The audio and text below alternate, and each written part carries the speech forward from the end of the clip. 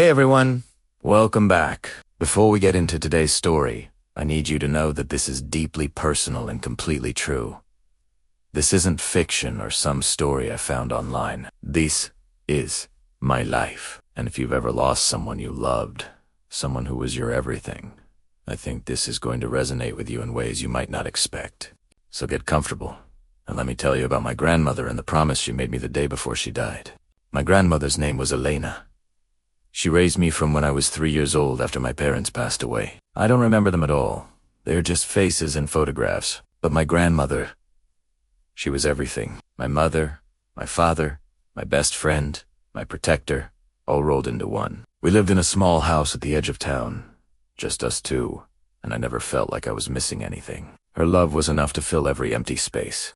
Elena was one of those people who seemed larger than life. She was barely 5 feet tall, but she had this presence that made her seem 10 feet tall. She was tough, worked 2 jobs to support us, but she also had this incredible gentleness. She baked cookies every Sunday and never missed a school play. She was my whole world.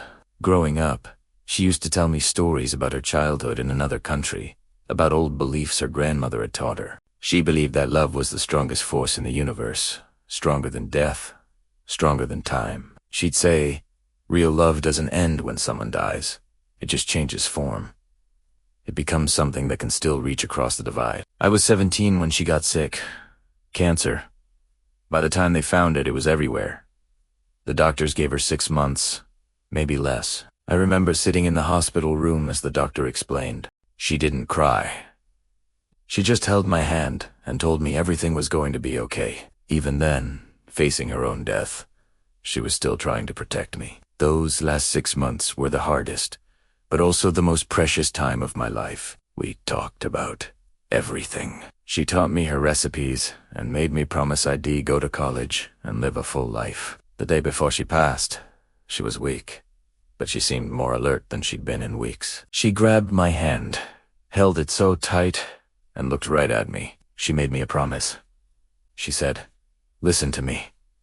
Mi amor, I know you're scared, but I need you to understand. Love doesn't die. I won't die. I'll just be different. I'm going to protect you, just like I always have. Even after I'm gone, I'll still be here. When you need me most, when you're in real danger, I will come. I will protect you. I promise you this, and I never break my promises." I cried so hard. I told her I couldn't do this alone. She just smiled and said, "You're never going to be alone. Never. Trust me." She died the next morning, peacefully, while I was holding her hand. The months that followed were the darkest of my life. I moved in with my aunt, but nothing was the same. The grief was like a fog. But then, strange things started happening. Small things at first.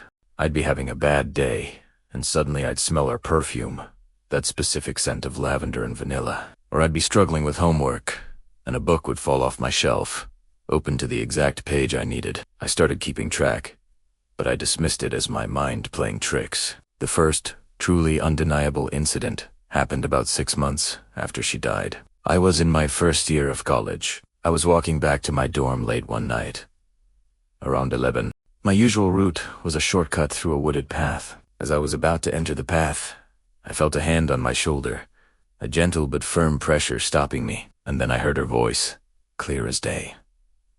"No, not that way. Go around." My heart was pounding. I looked around. No one was there. The voice was in my head but also in my ears. I stood there for a moment, wondering if I was losing my mind. But then I remembered her promise.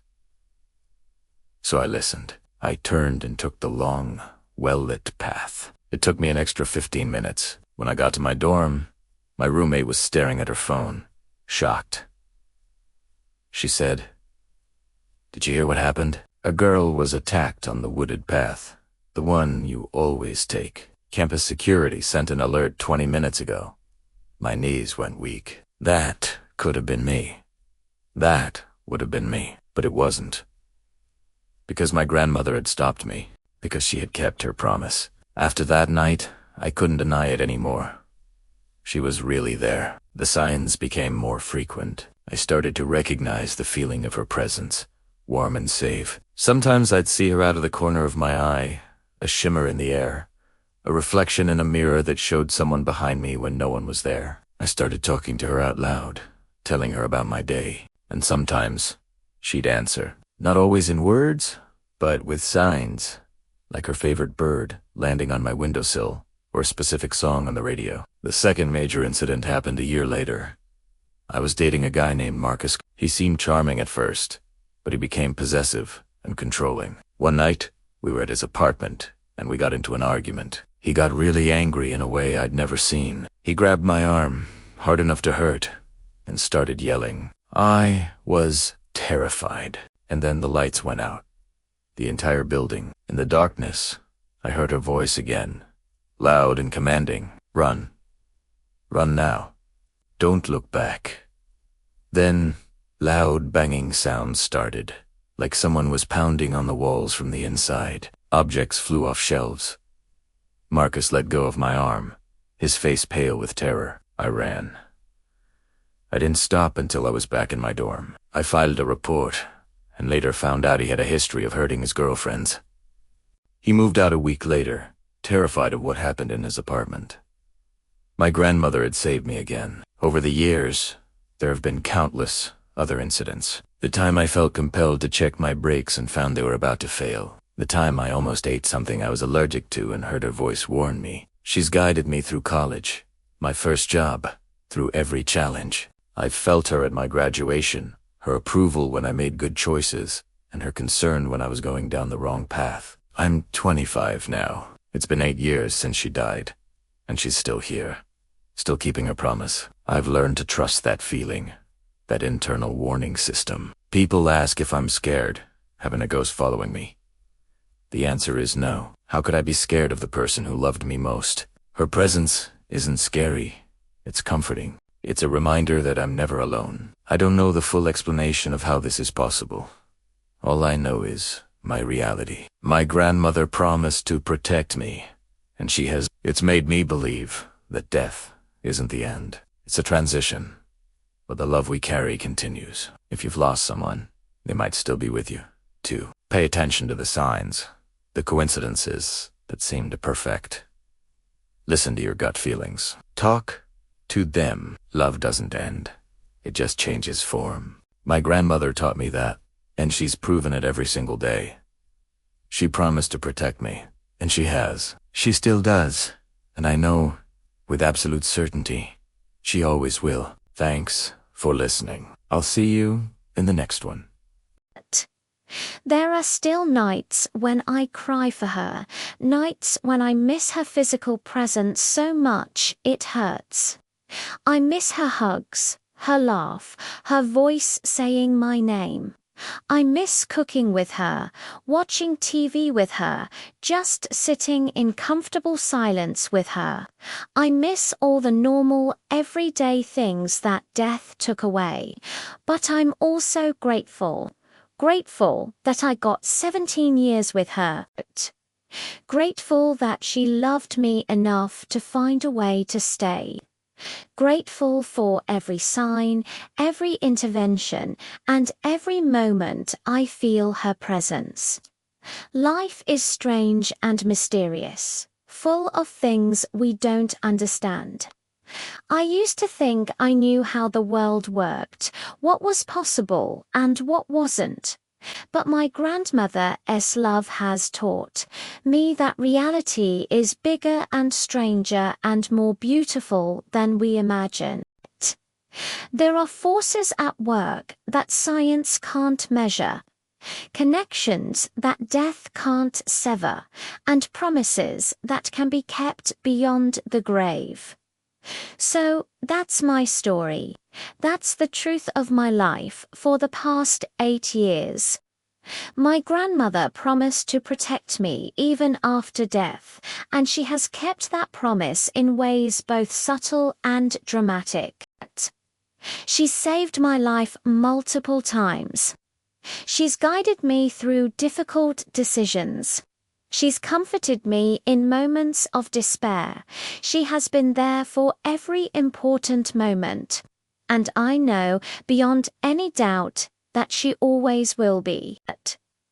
If you're watching this and you've had similar experiences, if you've felt the presence of someone you've lost, if you've received signs or messages or protection from beyond the grave, I want you to know that you're not alone.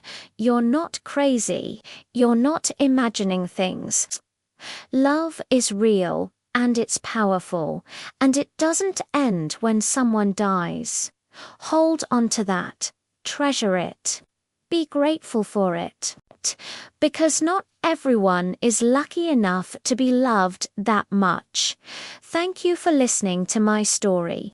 It means a lot to me to share this, to put it out into the world. If this video resonated with you, if you've had similar experiences, or if you just found the story meaningful, please leave a comment below. I'd love to hear your stories, your experiences with loved ones who've passed on but still make their presence known. And if you haven't already, please consider subscribing to the channel. I share stories like this, exploring the strange and mysterious aspects of life, the things that don't fit neatly into our normal understanding of reality. Remember, love is stronger than death. The people we've lost are never truly gone. They're just different. They're just on the other side of a veil that's thinner than we think. And if we pay attention, if we open our hearts, we can still feel their presence, still receive their love, still benefit from their protection. My grandmother taught me that. She promised to protect me even after death, and she's kept that promise every single day. And I know she'll keep it for the rest of my life. That's the power of love. That's the truth that death can't touch. Thank you for watching. Take care of yourselves, pay attention to the signs around you, and remember that you're never as alone as you might think. Until next time,